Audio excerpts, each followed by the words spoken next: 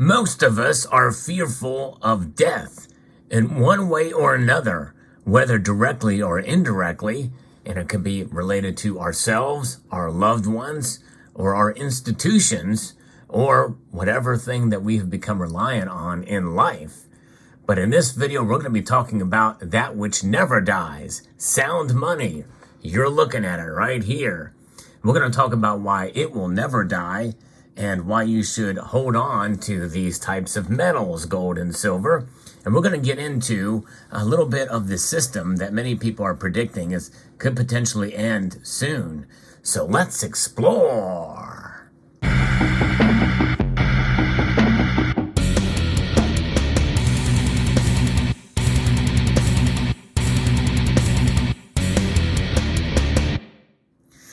I'm going to be talking about an article here that was shared with me by a member of the community, and it puts the death nail into the banking system.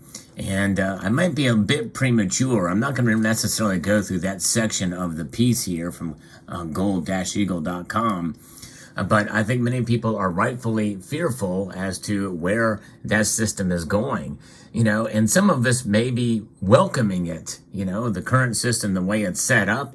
Many people feel is flawed and is impartial, or is very partial, rather. It is definitely not laid out for the benefit of the most of us. That's for sure. The banking system and the institutions from which they part. The 16th largest bank, Silicon Valley Bank, got bailed out completely. Make no mistake, the taxpayers are going to be the ones footing the bill for it. But will some bank in Nebraska, that if it shuts down, will they get bailed out? Likely not. We've seen a lot of different things happen there. You've heard the old adage, too big to fail. Well, in this case, it might be too big to save in some of these aspects. But nonetheless, one thing that is held true throughout the course of history, even just by looking at its price, which has fluctuated dramatically between gold and silver, they have survived, and survival is the most important thing.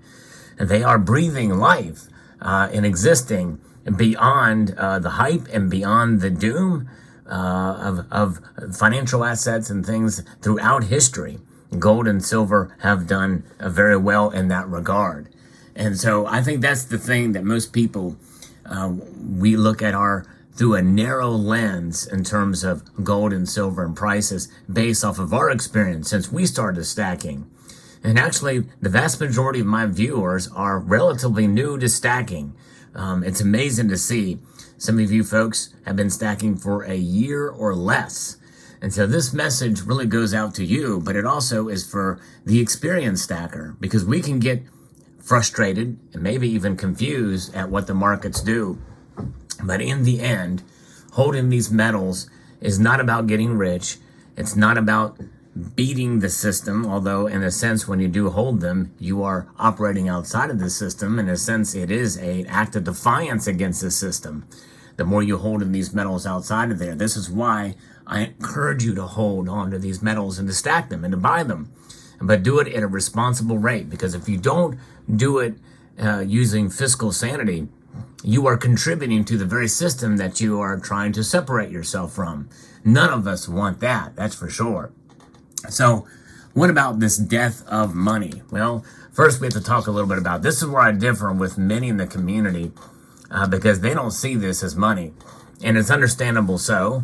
Many people, they've watched a documentary from Mike Maloney that describes this as currency and not money. And why does he distinguish this a currency from money? Well, his feeling is that this is not a store of value. But this is where I differ from him. It is indeed a store of value. It is a declining store of value, but a store of value nonetheless. And so, therefore, it is unsound money. And so this piece here that I'm going to be referencing here pretty much admits it in its subtitle here, The Death of Money. He says, what we are seeing is the end phase of the financial era, which started with the formation of the Fed in December of 1913. And in the next few years or much sooner, it will end with the death of money. And that is a pretty broad and bold statement here. And it does not mean that the death of money just means the death of the dollar and most currencies. And again, in this piece, they're admitting that the currencies are indeed money. They are a store of value to some extent. They're just a declining store of value, as I said before. But nonetheless, I liken it. I always tell people, hey, if you see a $20 bill laying on the side of the road, even if you are a multimillionaire, 9 times out of 10, you're going to pick that $20 bill up.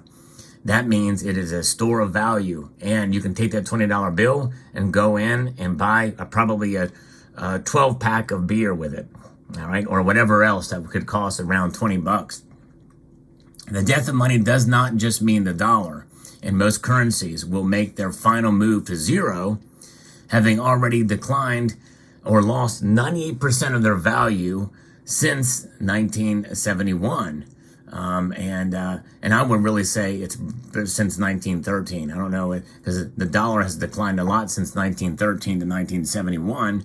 1971 is just when Nixon nixed the gold standard. That's right, literally nixed the gold standard is what Nixon did on his August message there, which was supposed to be just a temporary measure. But we see what happens. You know, the income tax was just supposed to be temporary as well too, and only for the top 2% earners. We see how that worked out, don't we? The government gets involved and they get their grips on, that sinks in deep, and that's exactly what has been happening. And that's part of the problem. The biggest problem is government regulation and overreach overall. Currency debasement is not just the cause, but also the effect of the banking cabal taking control of money for their own benefit. As Mayer Amschel Rothschild said in the late 1700s, "Let me issue and control a nation's money, and I care not who makes the laws." Now that statement is very powerful and very true.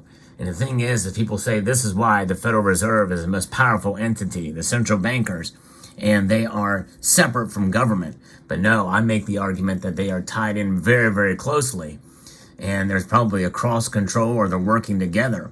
In fact, right now, the Federal Reserve is trying to do monetary tightening while the government is working exactly the opposite way and passing laws to spend money at an incredible rate. And who is going to win on this argument? I guarantee you it's going to be the government is going to win, and the Federal Reserve will do their bidding. Make no mistake, the government and politicians, they're the ones in control, and the Federal Reserve does their bidding. They're all on the same team for sure. And yes, I understand that the Federal Reserve is a private banking cartel. In fact, I understand now that a lot of the in the central banks, they have interest with a lot of the big bankers, the institutions in each of those 12 districts.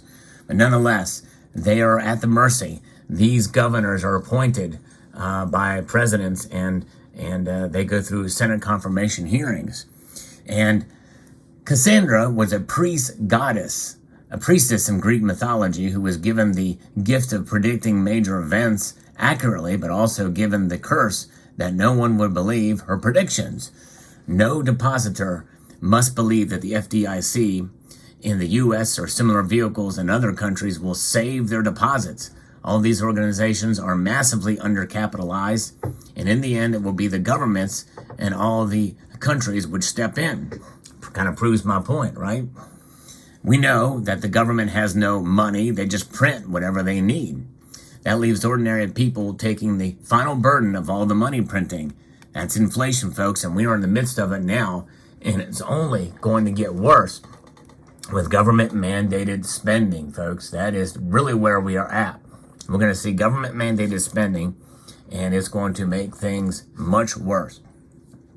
A rotten and bankrupt financial system needs to go through a cleansing period, which the world will now experience. There cannot be sound growth and sound values until the current corrupt and debt-infested system implodes. Only then can the world grow soundly again. And folks, that is where we are at, because it's that the problem is global, and it's got a magnitude never seen before in history. And so there is a solution to this that they have that will be implemented. It'll be dramatic with a lot of suffering for most people, but there is no other way. We won't see the poverty famine, and also many human tragedies, the risk of social unrest or civil war is very high, plus the risk of global war as well. Central banks had, of course, the hope that their digital currencies, central bank digital currencies, would be ready to save them from the present debacle by totally controlling people's spending. But in the author's view of this piece, they will be too late. And see, I don't think they're going to be too late. They're already starting this right now with Fed Now, as you've heard me talk about in a prior video, a very important video if you've not seen it. CBDCs are just another form of fiat currency, but it would just exacerbate the problem with an even more severe outcome in the end, because they're going to tie social credits to it, and it's going to be tracking all of the spending and everything you do. It's a way to control us. There's no question about it, and it is coming, and it will get through Congress in one way or the other, and they will usher it in very quickly. They're going to use this to dramatically do it, to have a dramatic shift where essentially most Americans, sadly, will be demanding a reset.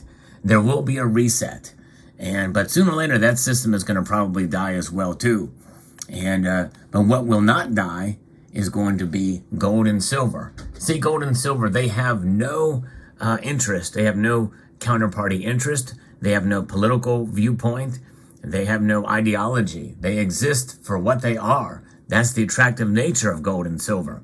Gold and silver can be used for evil as well as for good, and anything in between. They exist, and their value, it depends on history. Through the course of history, they've been valued in one form or another. In fact, they are legitimized, especially gold, as it is stored in central banks around the world. In April of 2019, the Central Bank of Central Bankers, the Bank of International Settlements, has labeled gold a Tier 1 asset. That puts it equal to or on par with cash for transactions between central banks. And even though we don't use these metals monetarily right now, they indeed have what I refer to as a classification as dormant money. And we are seeing more and more cases where in some of these states that are recognizing gold and silver as legal tender, which sets us up for the convenience of being able to use them, literally to put them in your wallet and to transact with them. And like in this case with the gold back. So there you have it. So even though this thing here is dying a slow death, it will eventually be reset, and it will be in the creation of something else that many of us will do all our best to avoid, and that is the central bank digital currencies. But nonetheless, we will continue to hold strong and stay true to sound money. That's why it's a good idea to buy gold and silver and to hold gold and silver. But again, I cannot stress enough that when you do buy them, use fiscal discipline and budgeting and use discretionary income in order to buy these metals. We don't know what the future holds, but the future holds something. And right now, we are going to hold on to our gold and silver, and we are going to stand tall, and stand proud to know that we are in control of our own destinies with gold and silver. So there you have it. Let me know what your thoughts are in the comment section below. I'd like to extend a multitude of gratitude to you all for taking the time to watch this video, and to encourage you to please share this video. Yes, indeed. Take that button down there and share it. Press that thumbs up button, comment, and subscribe.